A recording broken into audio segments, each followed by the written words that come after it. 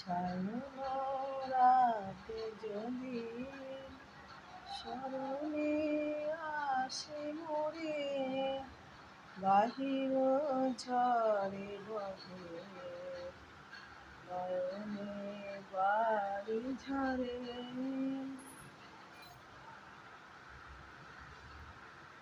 তো আজকে দুপুরে লাঞ্চ নিয়ে চলে এসেছি। দেখো